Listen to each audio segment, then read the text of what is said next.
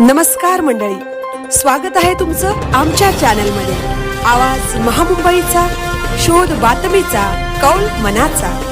चला तर मग आमचे चॅनल लाईक करा, शेअर करा आणि सबस्क्राइब करा। धन्यवाद। परभणी, वाशिम, नांदेड, यवतमाळमध्ये 4.7 रिश्टर स्केलचा भूकंप। राज्यातील विदर्भ आणि मराठवाड्यातून एक मोठी बातमी समोर आली आहे। परभणी, नांदेड, हिंगोली, वाशिमसह यवतमाळमध्ये भूकंपाचे सौम्य धक्के बसल्याची माहिती आहे।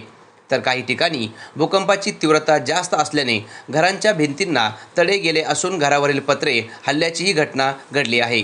अचानक सौम्य धक्के जाणवल्याने नागरिकांमध्ये भीतीचे वातावरण पसरले असून अंदाजे 8:46 हा धक्का जाणवल्याची प्राथमिक माहिती आहे।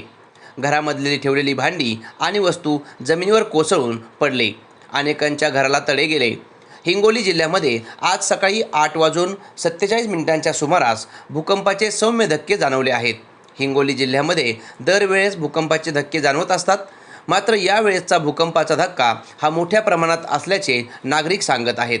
भूकंपाचा धक्का जाणवल्यानंतर अनेक गावातील घरामध्ये ठेवलेली भांडी आणि वस्तू जमिनीवर कोसळून पडले आहेत, तर अनेकांच्या घराला तडे गेल्याची सुद्धा प्राथमिक माहिती समोर आली आहे। हा भूकंपाचा धक्का हिंगोली जिल्ह्यासह नांदेड, परभणी या जिल्ह्यांना सुद्धा मोठ्या प्रमाणात जाणवलेला आहे। कोणतीही जीवितहानी झाल्याची माहिती समोर आली नसली तरी मात्र भूकंपानंतर भयभीत झालेले नागरिक तत्काळ घराच्या बाहेर आले होते। तरी नागरिकांनी घाबरून जाऊ नये असा आवाहन प्रशासनाच्या वतीने करण्यात आले आहे।